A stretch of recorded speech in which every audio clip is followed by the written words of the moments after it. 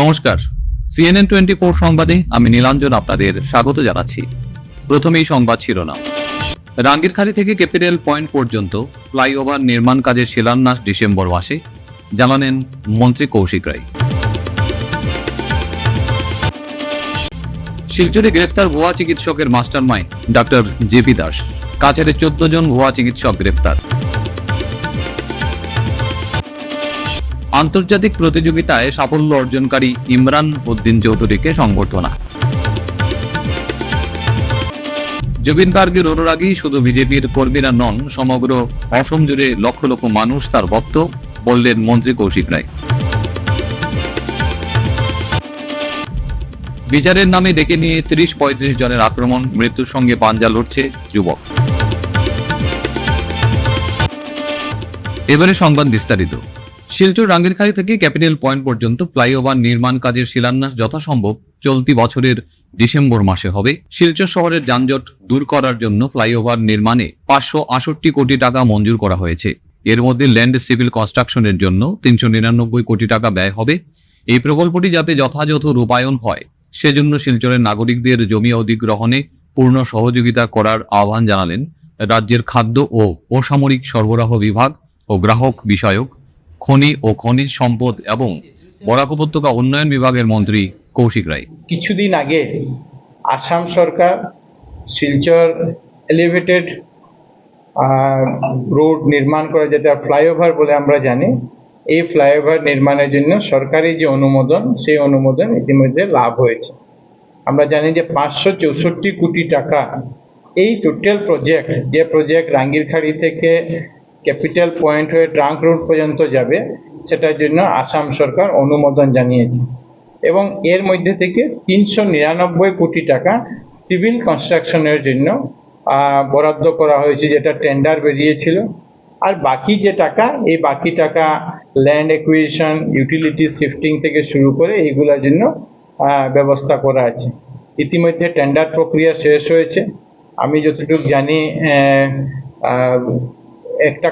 দুটা company joint venture করে, Gautam construction এবং অনুপম শর্মা, তারা জয়েন্ট ভেঞ্চার করে এই কাজে L1 হয়েছে। ফর্মেল ওয়ার্ক অর্ডার ইত্যাদি প্রক্রিয়া বাকি আছে। খুব তাড়াতাড়ির মধ্যে এই প্রক্রিয়াও শেষ হবে এবং আমি মনে করি এই প্রক্রিয়া শেষ হওয়ার সঙ্গে সঙ্গে আমরা এই একটা বিশাল প্রজেক্টের যে কাজের আরম্ভ বা শিলান্যাস যাই বলুন না কেন, আমরা করতে পারবো। কিন্তু সরকারি ক্যাবিনেট অ্যাপ্রুভেল, অ্যাডমিনিস্ট্রেটিভ অ্যাপ্রুভেল থেকে শুরু করে প্রত্যেক টেন্ডারিং যে প্রসেস, প্রত্যেক প্রসেস শেষ হয়েছে। এখন আমরা এই কাজ আরম্ভ করার দিকে আমরা প্রায় অনেক এগিয়ে গেছি। বৃহস্পতিবার শিলচরের কাছাড় জেলা বিজেপি কার্যালয়ে এক সাংবাদিক সম্মেলনে মন্ত্রী কৌশিক রায় বলেন, শিলচর শহরে জমি অধিগ্রহণে কোনো ধরনের অসুবিধা হবে না। ইতিমধ্যে শিলচরের বিশিষ্ট নাগরিক সহ দল সংগঠনের সঙ্গে বৈঠক হয়েছে। প্রয়োজনে আরও একবার শিলচরের নাগরিকদের বৈঠকে বসবেন। বর্তমান ল্যান্ড সিভিল কনস্ট্রাকশন ও ফর্মেল ওয়ার্ক অর্ডার বাকি রয়েছে। করি না, কারণ আমরা চাই যে এই ফ্লাইওভার শুধু শিলচর শহরের জন্য না, এই ফ্লাইওভার পুরা বরাক উপত্যকার মানুষের সুবিধা হবে।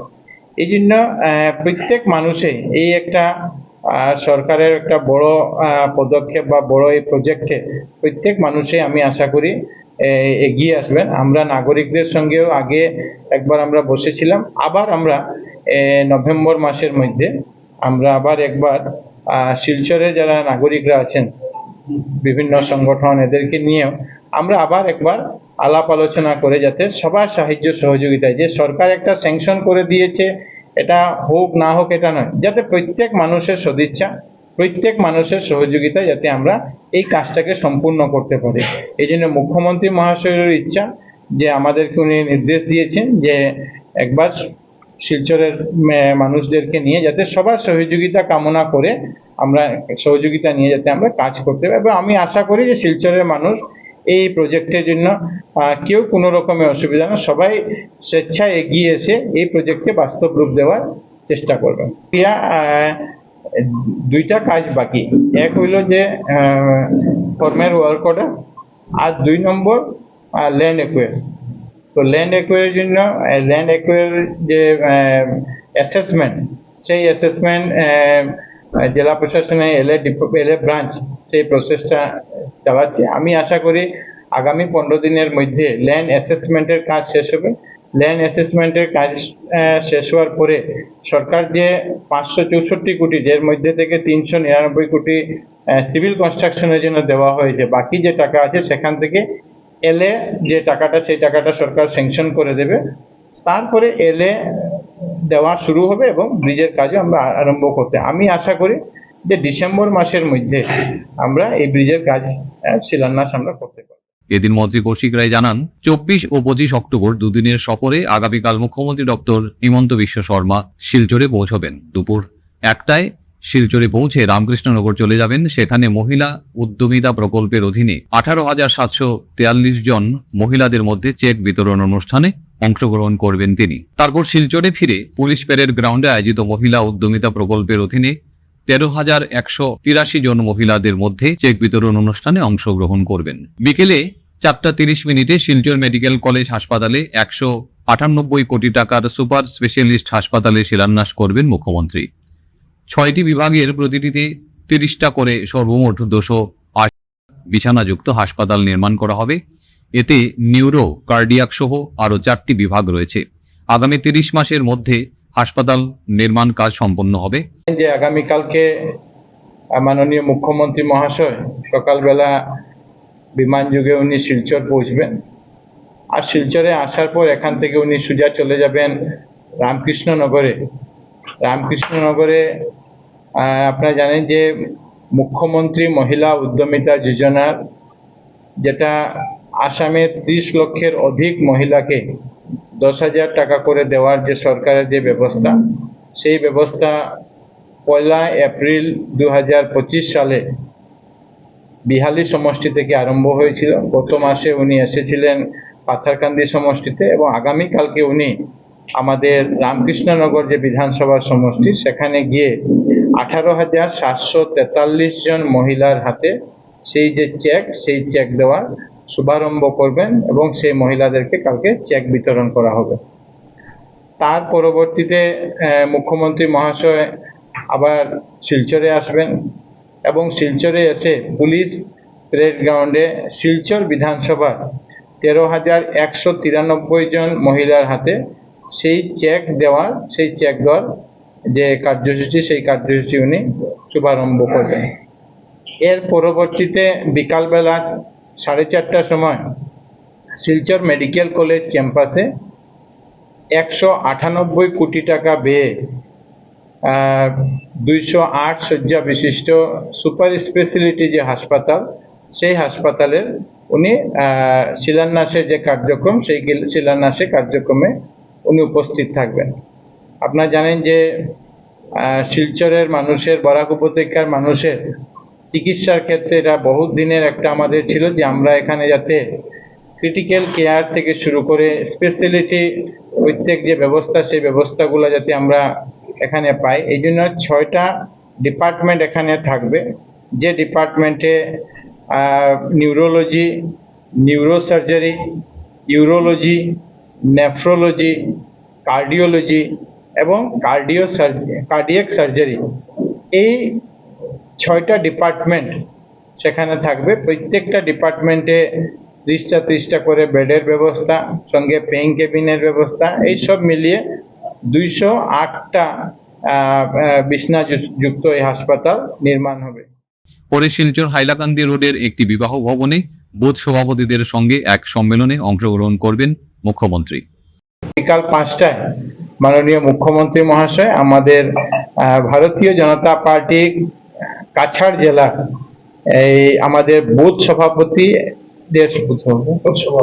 সভাপতিদের যে সম্মেলন, সেই সম্মেলনে উনি উপস্থিত হবেন। এই কার্যক্রম হবে গ্র্যান্ড প্লেস যে হল আছে Hailakandi road, NS Avenue Hailakandi রোডে, সেখানে এই কার্যক্রম অনুষ্ঠিত হবে।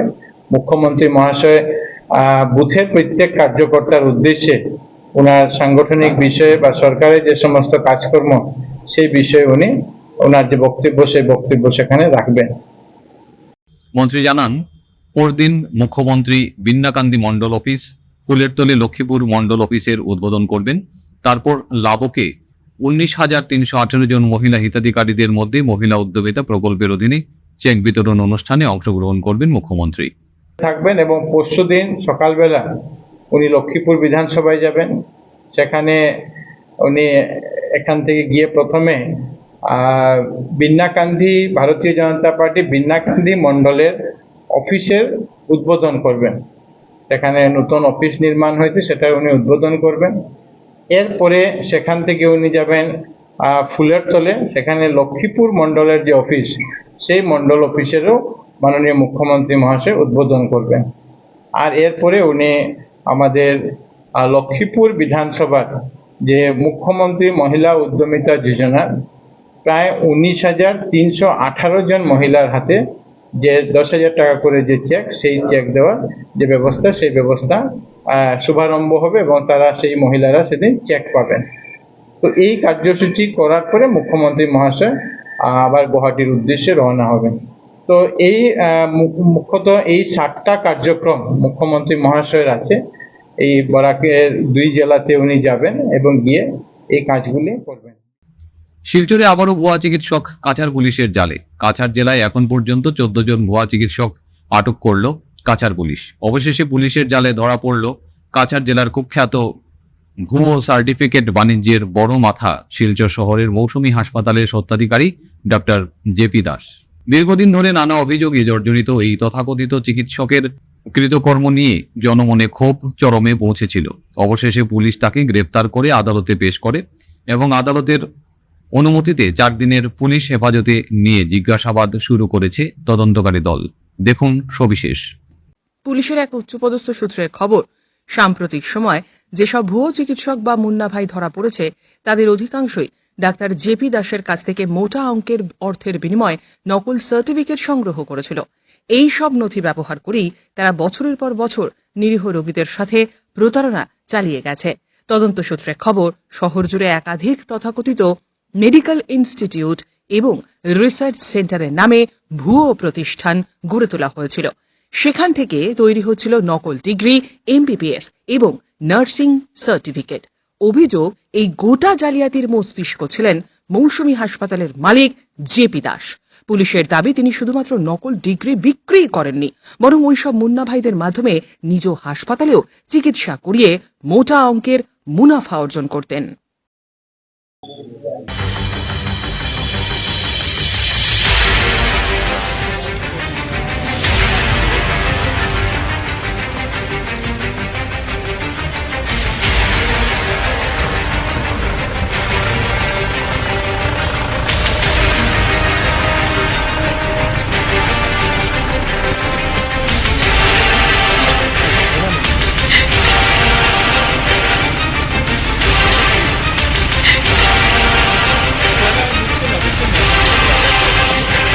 কেন রেস্ট করছে আপনারা? ওকে কেন রেস্ট করছে? আর ওই পুলক মালায় কাটে ডিসেম্বরে ফেলাই পুলিশ থানাতে? হ্যাঁ ওই যে এখানে ডাক্তার সার্জারি করতে আপনার প্রতিষ্ঠানটা ভুয়া বলে? No I educated people throughout my life.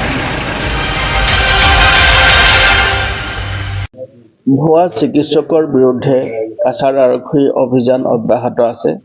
আপোনালোকে জানে যে প্ৰায় 1.5 মাহৰ আগতে আমি এজন ভুৱা চিকিৎসক, তেওঁৰ নাম হ'ল পুলক মালাকাৰ, তেখেতক আমি এৰেষ্ট কৰিছিলোঁ। আৰু এৰেষ্ট কৰাৰ পিছৰে পৰাই আমি বিভিন্ন ধৰণৰ ইনপুট বা বিভিন্ন ধৰণৰ খবৰ যেতিয়া আমি পাবলৈ ধৰিলোঁ, তাৰ পৰা আমি বৰ্তমানলৈকে 13 জন ভুৱা চিকিৎসকক জিলাখনত অবৈধভাৱে চিকিৎসা সেৱা আগবঢ়াই থকা এনেকুৱা ব্যক্তিক আমি বৰ্তমানলৈকে এৰেষ্ট কৰিছোঁ। এই 13 জন ব্যক্তিক এৰেষ্ট কৰোঁতে আমি বিভিন্ন ধৰণৰ সোধপোছ কৰিছোঁ আৰু দেখা গৈছে যে তেওঁলোকে বিভিন্ন ব্যক্তিগত প্ৰতিষ্ঠানত তেওঁলোকে সেৱা আগবঢ়াই আছিলে। আৰু সেই সময়ছোৱাতে তেওঁলোকৰ বিভিন্ন থকা বা তেওঁলোকৰ বাসগৃহত যেতিয়া আমি অভিযান চলাইছিলোঁ, এই অভিযানৰ কালত বিভিন্ন আপত্তিজনক নথিপত্ৰ আমি লাভ কৰিছিলোঁ।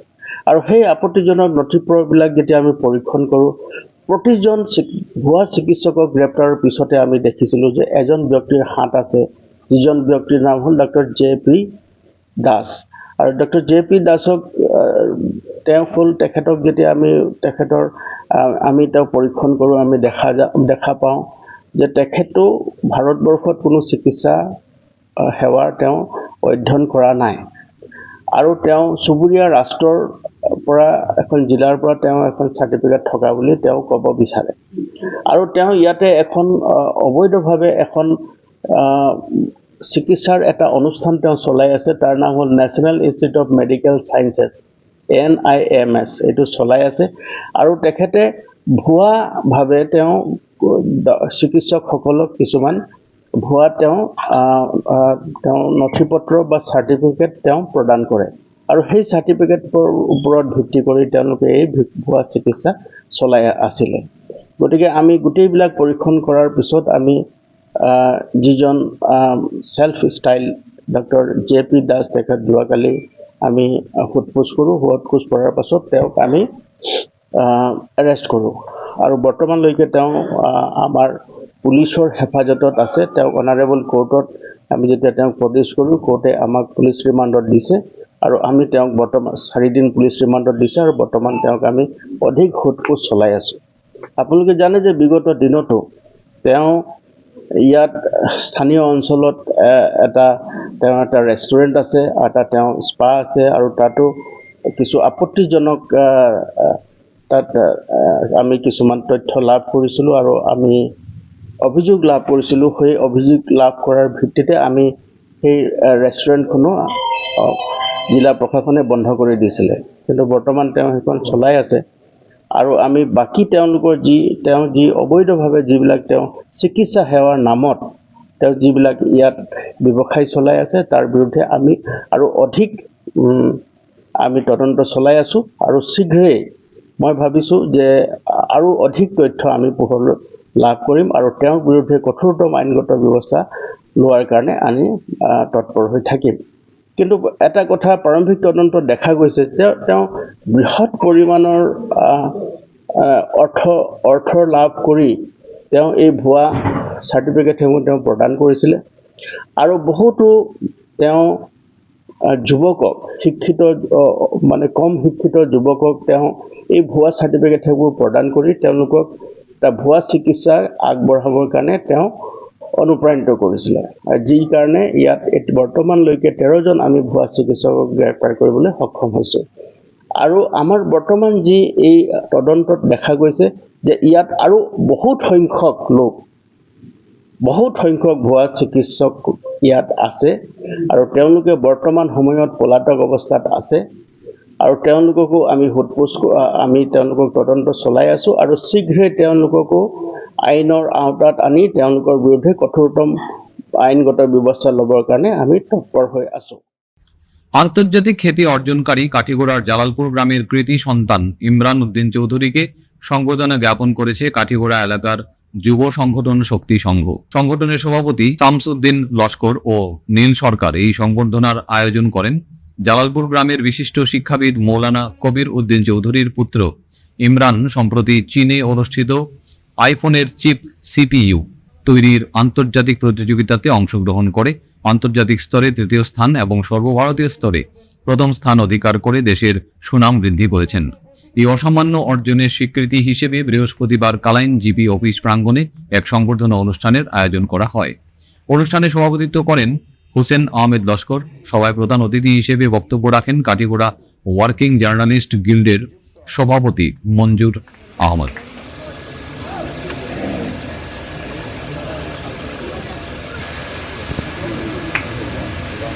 সবাইয়ের পক্ষ থেকে ইমরান চৌধুরীর হাতে তুলে দেওয়া হচ্ছে বরাকের গর্ব কাঠিগোড়ার গর্বে একে একে সবাই উনাকে উত্তরীয় প্রদান করবে কাঠিগোড়ার গর্ব যে আইফোনের যে ব্র্যান্ড অ্যাম্বাসেডর ইন্টারন্যাশনাল এই সুদূর চায়না দেশে 30টি দেশের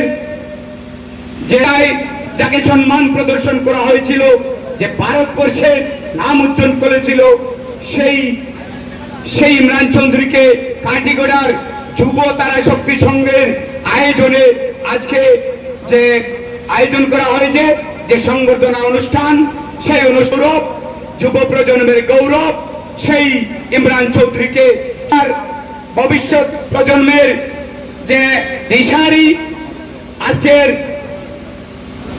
যুব সংঘের কাঠিগড়ার এনজিও, কাঠিগড়ার স্বেচ্ছাসেবী সংগঠন যুব তারা শক্তি সংঘ যে উদ্যোগ নিয়েছে কাঠিগড়ার জনগণকে একত্রিত করে যে সংবর্ধনার আয়োজন করেছে, সেই আয়োজনে সংবর্ধিত করা হচ্ছে ইমরান চৌধুরীকে।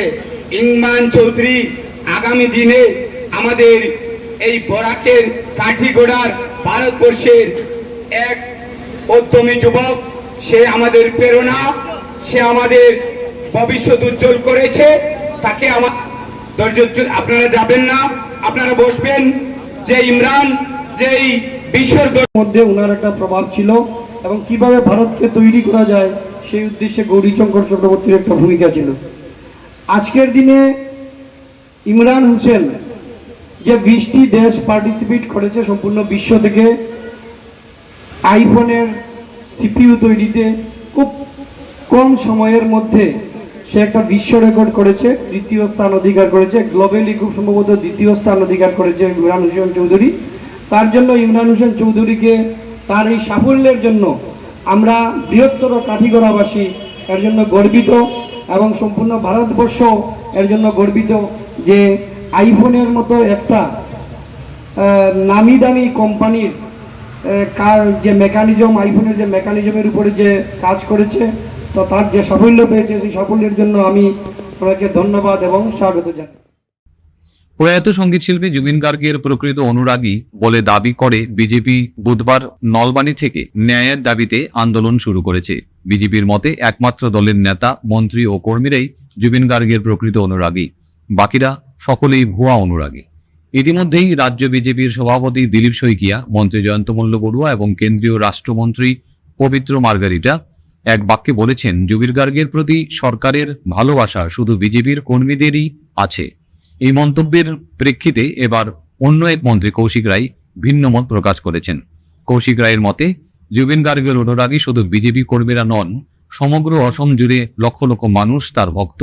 সকলেই প্রিয় শিল্পীর মৃত্যুর ঘটনায় ন্যায়ের দাবিতে ঐক্যবদ্ধ। শিলচরে আয়োজিত এক সংবাদ মাধ্যমের সাংবাদিকদের প্রশ্নের উত্তরে মন্ত্রী কৌশিক রায় এই মন্তব্য করেন। ভারতীয় জনতা পার্টি একটা রাজনৈতিক দল, আর ভারতীয় জনতা পার্টি চায় যে জুবিন গার্গের যে মৃত্যু হয়েছে, বিভিন্নভাবে বিভিন্ন নাম দেওয়া, কিন্তু আমি মৃত্যুই বলছি, মৃত্যু যেটা হয়েছে সেটার সঙ্গে যদি কোনো মানুষ জড়িত আছেন বা তাদের উপর যাতে ব্যবস্থা গ্রহণ হয়। আসামের প্রত্যেক মানুষ, জুবিন অনুরাগী প্রত্যেকেই চান যে জুবিনের প্রতি যাতে ন্যায় হয়।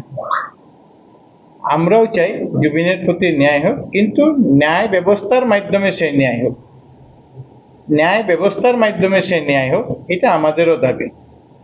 এবং ন্যায় ব্যবস্থার মাধ্যমে মানে ন্যায়পালিকার মাধ্যমে, জুডিশিয়ারির মাধ্যমে যাতে জাস্টিস।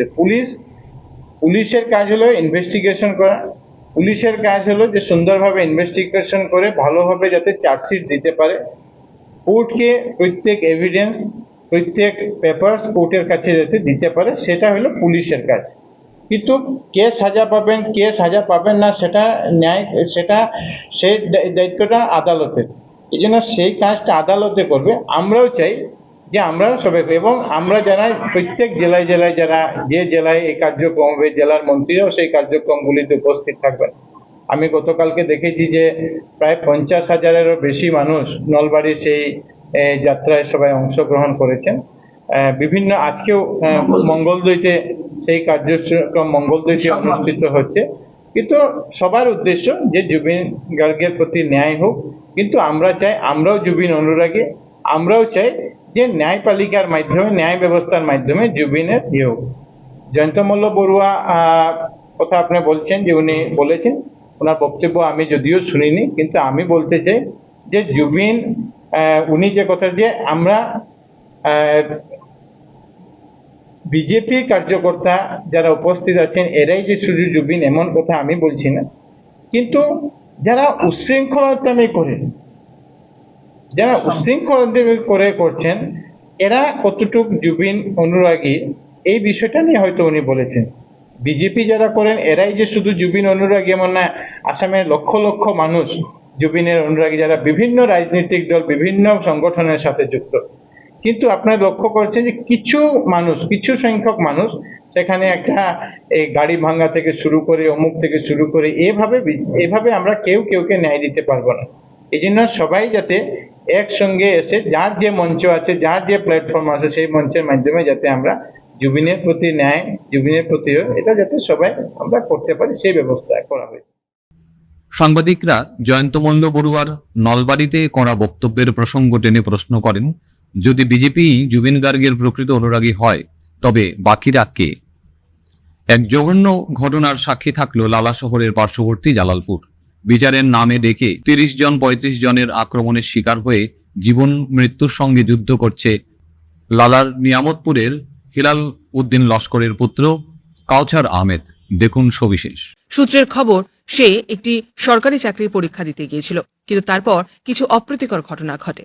গতকাল কাউছারকে বিচারের নামে ডেকে নিয়ে গিয়ে মিসবাউলের বাড়িতে হাত পা বেঁধে ব্যাপক শারীরিক নির্যাতন চালানো হয়। বিচার করতে আসা মধ্যবয়সী আলী হোসেন তার ওপর চড়াও হয়। এরপর তার ওপর নানান ধরনের নির্যাতনের পাশাপাশি চুরির তকমাও দায়ের করা হয়। এদিকে এসএসসির মেডিকেল পরীক্ষার সামনে কাউছার মৃত্যুর সঙ্গে পাঞ্জা লড়ছে শিলচর মেডিকেল কলেজে। পরিবার সূত্রে জানা গিয়েছে তার বিভিন্ন জায়গায় গভীর ক্ষত রয়েছে। তিনি কাউছারের এসএসসির মেডিকেল পরীক্ষায় যদি কোনো প্রভাব পড়ে এই ঘটনার জন্য তার ক্ষতিপূরণ আইনের কাছে যাওয়ার পাশাপাশি দোষীদের দ্রুত গ্রেপ্তারি করে আইনিভাবে শাস্তি প্রদানের দাবি জানান তার পরিবারের সদস্যরা। এটা মেন কারণ হলো আজকে থেকে আমরা 3 মাস আগে ডিমাপুর রিক্রুটও গেছিলাম এসএসসির লাগে। ওখানে যাওয়ার পরে আমরা মসজিদে রয়েছিলাম। রাত্রে ফেনের বাতাসে একজনের কাপড় একটা উড়ি গেছে, আর লগের একজনের নাম হইল কাউছার আহমদ বড়বইয়া, আর যে ফটো মারছে তার নাম হইল মিসবাউর রহমান চৌধুরী।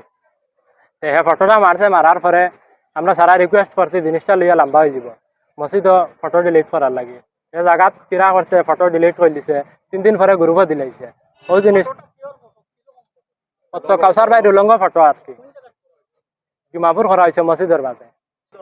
রাত্রে ঘুমো আসলা তাই, আর তাই রাত্রে উঠিয়া দেখছেন কাপড় চড়াইল, এর কারণে তাই ফটো মারছেন। ফটো মারিয়া গ্রুপও দিছেন। গ্রুপও দেওয়ার পরে কাউছার ভাইয়ে গ্রুপে যতজন মানুষ আসলা সারারে রিকোয়েস্ট করা হয়েছে যে ফটোগুলো ডিলিট করার লাগে, মান সম্মানের ব্যবহার আছে। বাদে তাই ডিলিট করছেন। এর বাদে পার্সোনাল হিসাবে তাই জায়গায় ফটো দিছে। তার কারণে গিয়া 3 মাস আগে তান সাদার করে ভাই আব্দুর রহমান কইয়া তান কাছে বিচারটা দেওয়া হয়েছে। তাই বিচারগু আত লইছেন, তার লগে আর একজন আসলা সজনেও বিচার আত লইছেন। আত লইয়া তারা 2 দিন সময় দিছেন। সময় দিয়া বিচারিগু শেষ করছেন না। বাদর দিন রাইত আমরা গিয়া অনুমানিক 12টা বাজি গেছে, তারা বাড়িত বিচারগু আর কি দেওয়ার লাগি। তারা ফ্যামিলিত বাপ নাই, বাড়িত মার গেছে দেওয়া হয়েছে। মায় আর চাচা দায়িত্ব লইছেন। পরের দিন তারা বিচার দিতা, পরের দিন তারা কই না আরো একদিন গ্যাপ। এর কারণে আমরা গেছি এদিন। যাওয়ার পরে কাউছার ভাই কইছে 2 দিনে জিনিস সমাধান হয়েছে না, তোমরা দ্বারা 2 বছরের সমাধান হইছে না। এর কারণে আমরা একটাও তারা রসি বার করিয়া আক্রমণ করছে, গুয়াস্তুর কইয়া মারধর করছে। কাউছার ভাই রাত পা বান্ধিয়া খুব বেশি মারধর করছেন। দাদু আসলো, লাঠি আসলো, হাত দিয়ে কিলুল মারছে। আর আমরা শরীরে বেদাম জখম আছে চকুর মাঝে। আর কাউছার ভাইয়ের মোবাইলও নিছেন গিয়া, আর ভিতরে রসি দি বান্ধিয়া পালাইয়া উড়িয়া নাকামুখা রক্ত বাড়িয়া গেছে। এসএসসি কোয়ালিফাই, খালি মেডিকেল লইছে অনলি। আমরা 3 জনেরও খালি মেডিকেল লইছে। তো এখন যে হিসাবে আমরা মারধর হয়েছে, আমরা মেডিকেল কোন অবস্থাতে পাস করতে পারতাম না। যে না, তারা ডিসকোয়ালিফাই। তারা আমরা লগে গেছে কিন্তু রানিংও কোয়ালিফাই করতে পারছে না। যে এটা তার পার্সোনাল ব্যাপার, কিবা তো হিংসা করিয়াও মারছে কি অন্য কারণে। আর আমরা তো গেছি বিচারর লাগি। হে গুয়াসুর কমইলেও 20-30 জন হইবা হরুতা লাগাইয়া, বেটি মানুষও আসলা সুর হইয়া রসিদি বান্ধি। আর বাদে রাস্তার মাঝে গিয়া কইছেন গুয়াসুর মানুষ হাইরবাদ থেকে মঙ্গলবার করে দিনে আসলো, রাস্তার থেকে মানুষ আইছেন, আইয়া আমরা ধরা বান্ধা করিয়া মারধর করছেন। তারপরে আমরা ফার্স্টে কাউছার বাইরে হারানি হয়ে গেছে। এর বাদে আমারে হারানি হয়েছিল। আমারে হারাইতে সময় মুজাহিদ ভাই ফাল মারি বাড়ি গেছে। তানো ভাই মানুষ কিছু যাইতে আমিও বাড়ি গেছি। বাদে আমি মাঝে যাবার বাদে দবা থেকে মানুষ বেরিয়েছেন। আমি আবার জালি আসলো, জালির উপরে দিয়ে গিয়া গুয়াগা সদাকা খাইয়া চল্য জখম হয়েছে। সবা থেকে গিয়া ফোন করিয়া বাদে তান পাই কল করে কইছি। এর বাদে গিয়া তারা জিনিস আইয়া গো থানার আওতায় নিছে। বিচারি আসলা আলী হোসেন। তাই পইলা ফার্স্টে কইছেন তোর বাড়ি কেন? কাউছার ভাই কইছে বাড়ি তো আপনি জানার কথা না, তারা 3 মাস থেকে আমি বিচারকে দিছি, তারা করতে পারতারা না, আপনি নয়া খেয়ে আইলা। ও বেটা খুব বেশি খারাপ ব্যবহার করছে আলী হোসেন। এই বেটার বাদে আমরা মারধরও করছে। আমরা উপযুক্ত বিচার থাকি আর আইনের আওতায় আইছি, জেলা সমাধান হয় একটা সমাধান হইতো। এই ঘটনায় দিনভর লালা থানার প্রাঙ্গণ উত্তপ্ত হয়ে থাকে। কাউছারের ওপর এই অমানবিক নির্যাতনের জন্য লালা অঞ্চলে চাপা উত্তেজনা বিরাজ করছে।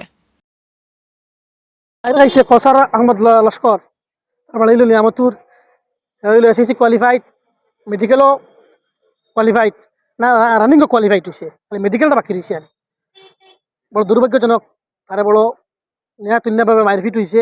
আর লালার পুলিশ প্রশাসনকে অশেষ ধন্যবাদ দিই। আর লগে লগে একজন আসামি ধরিয়ে আনছেন, আনিয়া গ্রেফতার করছেন, হরিয়ার আসন লোকাবো, এখন চালান দেওয়া হইব।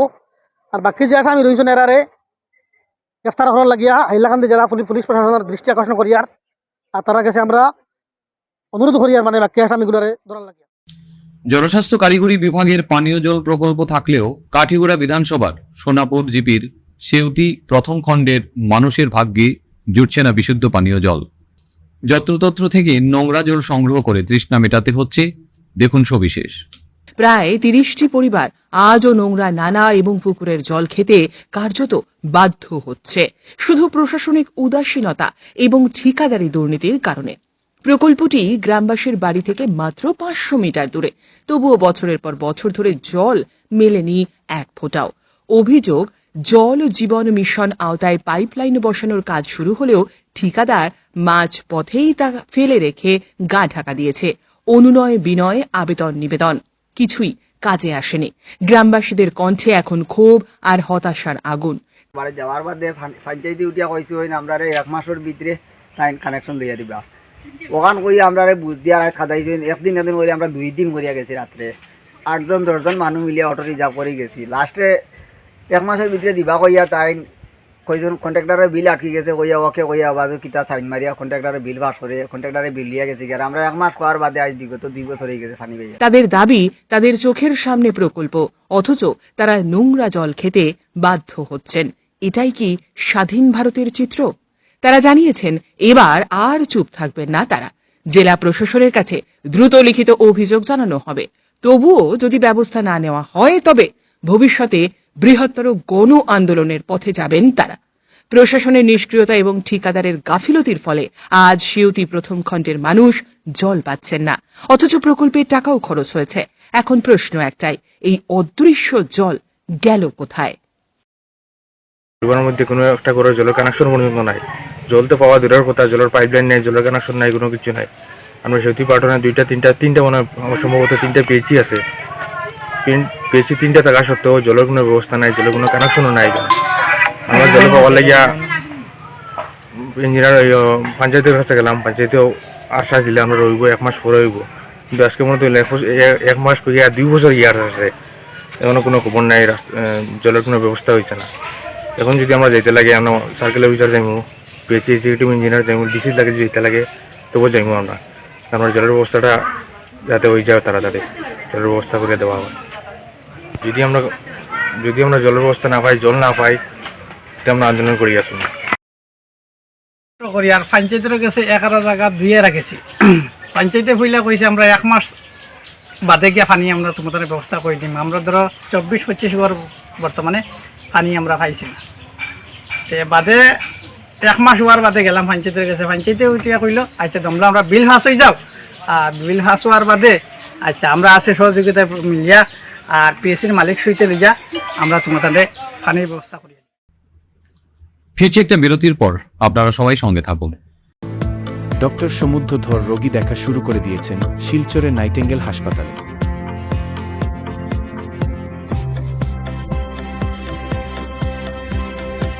প্রতি শনিবার বিকাল 3টার পর থেকে নিয়মিত রোগী দেখবেন শিলচর নাইটেঙ্গেল হাসপাতালে।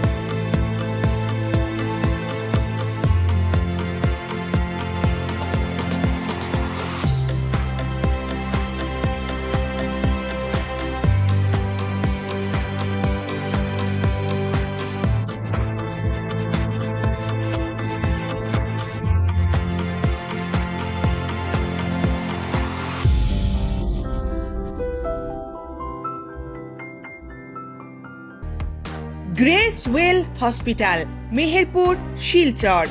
এখানে আপনারা পাবেন ডায়ালিসিস, এন্ডোস্কোপি, সোনোগ্রাফি, ইকোকার্ডিওগ্রাফি, এক্সরের মতো বিশেষ সুবিধে। উন্নত মানের ডাক্তারি পরিষেবার পাশাপাশি পাবেন আইসিইউ, এনআইসিইউ, ইনডোর, আউটডোর এবং যে কোনো রকম সার্জারি অত্যন্ত সুলভ মূল্যে এবং অত্যাধুনিক মানের। গ্রেস ওয়েল হসপিটাল বিভিন্ন ধরনের চিকিৎসা পরিষেবার পাশাপাশি এখানে আপনারা পাবেন বন্ধ্যাত্ব কাটিয়ে মাতৃত্ব এবং পিতৃত্বের আশ্বাস। আপনার সুস্থ জীবনের লক্ষ্যে সর্বদা কাজ করে চলেছে গ্রেস ওয়েল হসপিটালের সদস্যবৃন্দ। ঠিকানা grace well hospital, Meherpur, Silchar 788015। আপনার সুস্থ এবং মঙ্গলময় জীবন কামনা করি আমরা। Grace well hospital. ফিরে এলাম বিরতির পর। ধলাই বিধানসভা সমষ্টির সপ্তগ্রাম জিবির 1 নং গ্রুপের দরিদ্র জনগণ দীর্ঘদিন যাবৎ সরকার প্রদত্ত প্রধানমন্ত্রী আবাস যোজনা ও অরুণোদয় প্রকল্প থেকে বঞ্চিত রয়েছেন। দেখুন সবিশেষ। এই গ্রুপের দরিদ্র জনগণের বসতগৃহের দৃশ্য দেখলেই তা স্পষ্টভাবে বোঝা যায়। বারবার আবেদন জানানো সত্ত্বেও জনপ্রতিনিধিরা নীরব ভূমিকা পালন করে আসছেন। তাই সপ্তগ্রাম জিপির 1 নম্বর গ্রুপের দরিদ্র জনগণ সাংবাদিক ডেকে তাদের দুরবস্থার কথা জানানোর পাশাপাশি অবিলম্বে তাদের জন্য বিহিত ব্যবস্থা গ্রহণ করা না হলে 26-এর বিধানসভা নির্বাচনে ভোট বয়কটের ডাক দেন।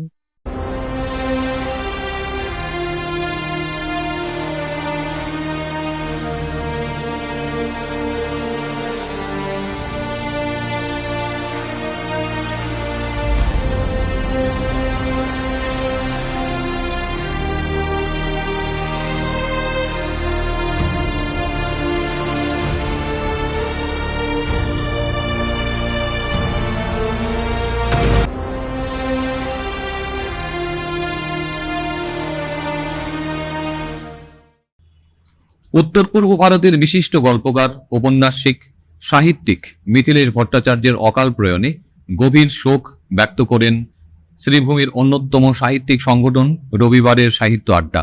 দেখুন সবিশেষ। বুধবার রাতের দিকে সংগঠনের অন্যতম কর্মকর্তা নারায়ণ মোদক গীতা সাহা সংবাদকর্মীদের সামনে শোক প্রকাশ করে মিথিলেশ ভট্টাচার্যের প্রয়াণে সাহিত্যিক জগতে কতটা অপূরণীয় ক্ষতি হল তার ব্যাখ্যা করেন। বিশিষ্ট গল্পকার, ঔপন্যাসিক এবং সাহিত্যিক হিসেবে সুপরিচিত লাভ করেছেন তিনি। তার লেখনী অসম, ত্রিপুরা, পশ্চিমবঙ্গ সহ সুদূর বাংলাদেশেও জনপ্রিয়তা লাভ করেছে। ওনার অকাল প্রয়াণে রবিবার সাহিত্য আড্ডা সংগঠনের প্রত্যেক কর্মকর্তারা শোকস্তব্ধ। তার বিদেহী আত্মার সদ্গতি কামনা সহ শোক সন্তপ্ত পরিবারের প্রতি সমবেদনা জ্ঞাপন করেন তারা। উল্লেখ্য, তার বয়স হয়েছিল ৭৯ বছর। প্রথমেই আমি গল্পকার, উপন্যাসিক মিথিলেশ ভট্টাচার্যের এই অকাল প্রয়াণে তার আত্মার সদ্গতি কামনায় আমরা প্রার্থনা করছি ঈশ্বরের কাছে। পরবর্তীতে বলতে চাই, শুধু বরাক নয়, উত্তর পূর্বাঞ্চলে এবং বিশেষভাবে আজকে বাংলা সাহিত্যে গল্পকার, উপন্যাসিকের যে দৈন্যতা, তার মধ্যে মিথিলেশ ভট্টাচার্যের চলে যাওয়া একটি সুখের বার্তা বয়ে এনেছে আমাদের মধ্যে। মিথিলেশ ভট্টাচার্য ওপার বাংলা, ওপার দেশভাগের বলি হয়ে এখানে এসেছিলেন। এখানেই ওনার কর্মকাণ্ড, লেখালেখির জগৎ তৈরি করেছেন নিজের একটা ঘরানার মধ্যে দিয়ে। কিন্তু দেশভাগের বলি হওয়ার যে আর্তনাদ, যে কষ্ট, কোনোদিনই তিনি তা ভুলেননি। বিভিন্ন লেখার মধ্যে ওনার বিশেষ, আমরা গল্পগুলো যতগুলো আমি পড়েছি, প্রায় প্রতিটি গল্পের মধ্যেই সেই বেদনাটা উনি তুলে ধরেছেন, মানুষের যে বেদনা। পাশাপাশি কিন্তু মিথিলেশ ভট্টাচার্য শুধু গল্পকার হিসেবে না, মানবদরদী হিসেবে তিনি অনেক গল্পের মধ্যে তার উপস্থাপন আমরা দেখতে পাই। শুধু দেশভাগের বলি হয়ে আসা লোকদের নয়, এখানকার চা বাগিচার শ্রমিকদের নিয়ে, কিংবা একদম নিম্ন মধ্যবিত্ত শ্রমিক, খেটে খাওয়া মানুষের জীবনযাপন নিয়ে তার লেখনের মধ্যে দিয়ে তিনি তুলে ধরেছেন সমাজের বিভৎসতা, সমাজের এই যে কাল কুচ্চাল, সব কিছু তার গল্পের মধ্যে, বিভিন্ন চরিত্রের মধ্যে আমরা দেখতে পাই। সেরকম একজন বলিষ্ঠ লেখক, বলিষ্ঠ গল্পকার বর্তমানে বড়ই বিরল, নেই বললেই চলে। আমরা সবাই লেখি, কিন্তু সত্যি কথাটা বলতে আমরা যে দ্বিধাবোধ করি লেখার মধ্যে, সত্যি চরিত্রটা তুলে আনতে যে আমরা দ্বিধাবোধ করি, আমাদের মনে একটা দ্বিধা থাকে এইটা বললে একটা রাজনৈতিক, কিন্তু উনি যে গল্প, উনি যে লেখা, উনার যে লেখাগুলো আমরা উনি স্থান কাল পাত্র রাজনীতির ঊর্ধ্বে উঠে লিখেছেন, যেটা সত্যি তাই লিখেছেন, সত্যি কথাগুলো তিনি তুলে ধরেছেন, মানুষের চরিত্রগুলি তুলে ধরেছেন, মানুষের বিভিন্ন মানুষের যে যে কষ্ট, যে যন্ত্রণা, যে বঞ্চনা তিনি তার লেখায় তুলে ধরেছেন। তাকে কোনো রাজনীতি তাকে কোনো গ্রাস করতে পারেনি। রাজনীতি ওনার কি রাজনীতির কি আইডেন্টি ছিল আমি জানি না, কি ছিল কি না তাও জানি না, কিন্তু তার লেখাতে আমি দেখতে পাই উনি একজন মানবদরদী লেখক, মানবদরদী একজন গল্পকার, একজন উপন্যাসিক। আমাদের ছেলে চলে গেছেন, আমরা তার জন্য শোকাহত এবং আমরা আশা করব এবং ঈশ্বরের কাছে প্রার্থনা করব তার আত্মার সদ্গতি। এবং তার এইটা আমি আরেকটা কথা এখানে বলতে চাই, বর্তমানে লেখা তো পড়েন না, অনেকে পড়াশোনার সেই বালাই নেই, পড়তে চান না, কিন্তু তার লেখাগুলো পড়ুন। বর্তমান প্রজন্মের যারা আছেন, যারা লেখালেখি করেন, তারা ওনার লেখাগুলো সংগ্রহ করুন, ওনার যে বইগুলো আছে সেগুলো সংগ্রহ করুন, পাঠ করুন, তাহলে বুঝতে পারবেন তিনি কত বলিষ্ঠ মাপের একজন লেখক, একজন গল্পকার, একজন উপন্যাসিক ছিলেন। আজকের মতো সংবাদ এ পর্যন্তই। নমস্কার।